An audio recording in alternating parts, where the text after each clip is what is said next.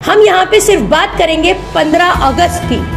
वो 15 अगस्त जिसको आज हमने अमृत महोत्सव के नाम से मनाया, ये कहते हुए कि हमने हिंदुस्तान की आज़ादी के 75 साल पूरे कर लिए। मैं नहीं मानती ऐसी आज़ादी को जिस मुल्क में आज भी औरत के साथ गैंग रेप करने वालों को फूल पहनाया जाता हो, मिठाई खिलाई जाती हो।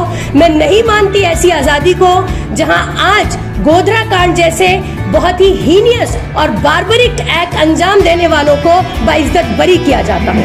मैं नहीं मानती ऐसे मुल्क के ऐसी आज़ादी को जहां आज भी जुडिशरी और जस्टिस जो है वो किसी नाम पे दी जाती है और किसी आइडेंटिटी के बेसिस पे दी जाती है। अस्सलाम वालेकुम वरहमतुल्लाहि वबरकातुहू। जैसा कि हम सब जानते हैं कि 15 अगस्त के दिन एक बहुत ही दर्दनाक और शर्मनाक खबर हमारे सामने आई कि किस तरीके से 2002 में हुए गोधरा कांड और गुजरात के मुसलमान जेनोसाइड में बिल्किस बानो के गैंग रेप के 11 मुलजिमों को बहुत इज्जत के साथ और गारलैंडिंग करते हुए, मिठाई खिलाते हुए आज़ाद कर दिया गया। आज की ये कॉन्फ्रेंस जो है वो ये अफसोस जाहिर करने के लिए हमने बुलाई है कि किस तरीके से 2002 में जो गोधरा कांड में मुसलमानों के साथ हुआ, तशद्दुद की जो इंतहा हुई, वो हमसे छिपा हुआ नहीं है।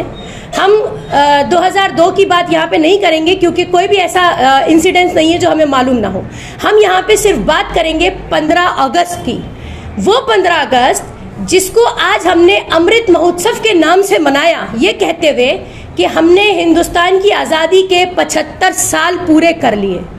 मैं नहीं मानती ऐसी आज़ादी को जिस मुल्क में आज भी औरत के साथ गैंग रेप करने वालों को फूल पहनाया जाता हो, मिठाई खिलाई जाती हो। मैं नहीं मानती ऐसी आज़ादी को जहां आज गोधरा कांड जैसे बहुत ही हीनियस और बार्बरिक एक्ट अंजाम देने वालों को बाइज्जत बरी किया जाता हो। मैं नहीं मानती ऐसे मुल्क के ऐसी आज़ादी को जहां आज भी जुडिशरी और जस्टिस जो है वो किसी नाम पे दी जाती है और किसी आइडेंटिटी के बेसिस पे दी जाती है।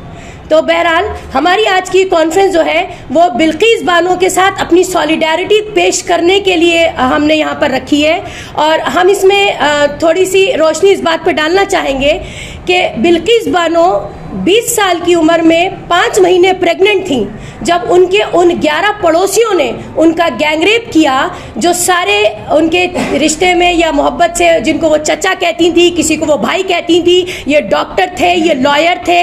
और उसके बाद इनकी 3 साल की बच्ची को, इनकी 2.5 साल की भतीजी, इनकी 1.5 साल की भतीजी को और इनके घर के 7 लोगों को उन लोगों ने कत्ल किया।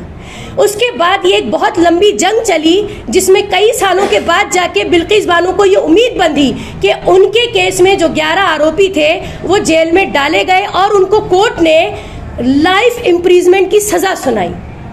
लेकिन हमारी वो जो थोड़ी सी एक उम्मीद की किरण थी, वो 15 अगस्त को 75 साल आज़ादी के जब जश्न मनाया जा रहा था पूरे हिंदुस्तान में, तो वो उम्मीद की किरण भी ख़त्म हो गई और हम पूरी तरीके से हमारी हिंदुस्तान की जुडिशरी से अब मायूस हो चुके हैं क्योंकि हम ये जिसे कहते हैं कि इमेजिन नहीं कर पा रहे हैं, हम ये एक्सेप्ट नहीं कर पा रहे हैं, हमारा जहन कबूल नहीं कर पा रहा है कि कैसे इतने ज़्यादा खूंखार दरिंदे मुजरिमों को और किस बिना पे इन मुजरिमों को रिहाई मिली जबकि उनको आजीवन कारावास की लाइफ इम्प्रिजमेंट की सजा सुनाई गई थी। एक मुद्दा। दूसरा मुद्दा जो है कि क्या जुडिशरी आज, जो इसको हम मानते हैं कि वो एक इंडिपेंडेंट ऑर्गन होती है, गवर्नमेंट के ओवरशैडो हो चुकी है?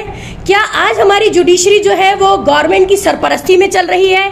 क्या आज इस मुल्क में इंसाफ जो है वो नाम पे और पहचान पे दिया जाएगा? क्या हम ये माने कि अब आने वाले वक्तों में औरत जो है वो हिंदुस्तान में बिल्कुल महफूज नहीं है? क्या अब हम ये माने कि आने वाले हिंदुस्तान में मुआशरा और सोसाइटी जो है वो रेपिस्ट और मर्डरर से जो है चलाई जाएगी? यानी कि ये वो लोग जो 11 लोग छोड़े गए हैं, हम डिमांड करते हैं कि इनको इनकी सज़ा में वापस लिया जाए, इनकी जो रिहाई दी गई है उसको कैंसिल किया जाए।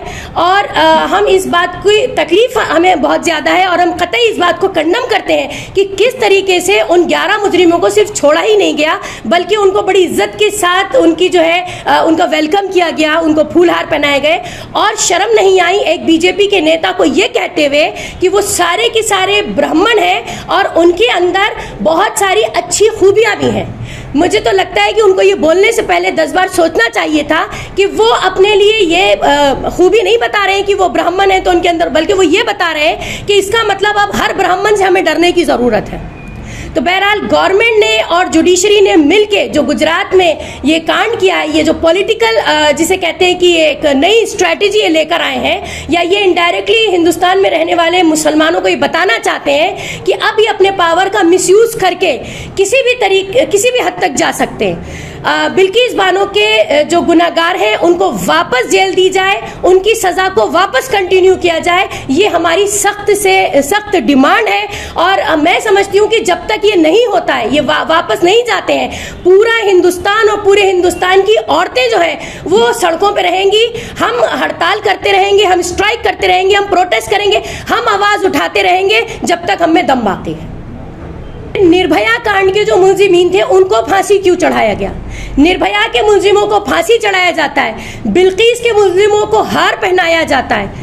अगर गवर्नमेंट ये कह रही है तो गवर्नमेंट के हर जवाब पे हमारा एक सवाल तैयार है। मैं आपको बताऊं कि पहले हमें ऐसा लग रहा था कि सिर्फ मुआशरा, कारोबार और एजुकेशन जो है वो सैफ्रोनाइज हो गई है या आरएसएस की आइडियोलॉजी की बलि चढ़ गई है। अभी तो हम ये देख रहे हैं कि इंसाफ जो होता है, जो जुडिशरी है, जस्टिस जहां से मिलता है, वो भी सैफ्रोनाइज हो चुका है पूरी तरीके से। तो जब इंसाफ मिलने की अब उम्मीद खत्म हो गई है, तो जहां इंसाफ नहीं होता उसको हम जंगल राज कहते हैं। 15 अगस्त के दिन मोदी जी लाल किला से खड़े होकर गुहार लगाते हैं कि औरतों की बात करते हैं, बेटी की बात करते हैं। उन्होंने तो जब 2014 में आए तो उन्होंने कहा बेटी बचाओ बेटी पढ़ाओ। एक्चुअली बेटी बचाने की उन्होंने बात कही थी, बीजेपी हटाओ तो बेटी बचाओ। मैं आपको बताऊं दूसरी बात कि उनका जो मकसद था वो ये था कि वो गिफ्ट देना चाह रहे थे हिंदुस्तान में रहने वाली औरतों को। और खास तौर से लोग हमसे पूछ रहे हैं कि हम इसे मजहब का रंग क्यों दे रहे हैं। मजहब का तो रंग दिया जाएगा क्योंकि इस वक्त जो बेचारी तकलीफ से गुजर रही है वो बिल्किस बानो है। उसका नाम आप नहीं बदल सकते, उसका नाम बिल्किस है। मुझे ये बताइए कि अब क्या गारंटी है कि उसकी सिक्योरिटी रहेगी इन 11 के छूटने के बाद? और अब क्या सिक्योरिटी है कि ये 11 जो है ये हमारे मुआशरे के लिए जिसे कहते हैं कि हिफाजत का जरिया बनेंगे? बल्कि अब तो मुआशरे को और ज्यादा थ्रेट हो गई। अब तो सोसाइटी और सोसाइटी में रहने वाली हर लड़की के लिए अब थ्रेट है। यानी हिंदुस्तान की औरत जो है वो बिल्कुल हर तरीके से क्राइम के दहाने पे जी रही है। तो शर्म की बात है, जिस मुल्क में औरत की इज्जत नहीं है, जिस मुल्क में औरत की इज्जत को पामाल किया जाता है और पामाल करने वालों को फूल पहनाया जाता है, ये सरासर शर्म की बात है। गवर्नमेंट को हर तरीके से शर्म आनी चाहिए। मैं तो कहती हूँ जुडिशरी को शर्म आनी चाहिए।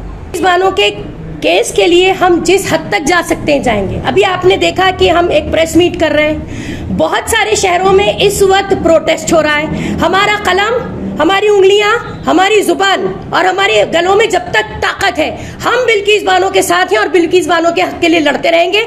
हम इंशाल्लाह प्लान कर रहे हैं कि हमें मौका मिला तो हम सुप्रीम कोर्ट को मेमोरेंडम भी दाखिल करेंगे।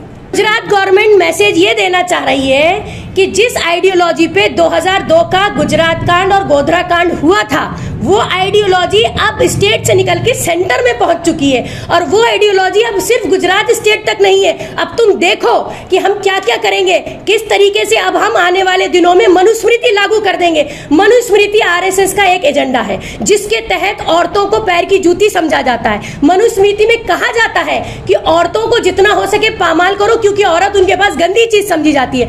मेरा सवाल इस वक्त हिंदुस्तान की हर एक कम्युनिटी और कास्ट के लोगों से है कि अगर उनके पास माँ, बहन, बेटी और बीवी मौजूद है तो ये हो नहीं सकता कि वो बिल्किस बानो का साथ न दें। इस वक्त बिल्किस बानो का साथ न देने वाले उतने ही बराबर के दरिंदे हैं जितने कि वो 11 रेपिस्ट। आप ये बोले? हाँ बिल्कुल, उसका नाम बिल्किस है इसलिए उन लोगों को छोड़ा गया, क्योंकि अब इस मुल्क में सेंटर हो या स्टेट हो, सिर्फ एक ही आइडियोलॉजी काम करती है और वो हिंदुत्व आइडियोलॉजी है। और हिंदुत्व आइडियोलॉजी सिर्फ और सिर्फ माइनॉरिटीज के खिलाफ काम करती है। ये मुल्क से मोहब्बत करने वाले नहीं हैं, इनको मुल्क की बका नहीं चाहिए, ये मुल्क की प्रोग्रेस हरगिज भी नहीं चाहते हैं। ये सिर्फ और सिर्फ अपनी आइडियोलॉजी से जबरदस्ती जुल्म का राज करना चाहते हैं। ठीक है, तो इस वक्त जो सेंटर में बैठे, 2002 में जो गुजरात कांड हुआ था वो गुजरात में बैठे थे।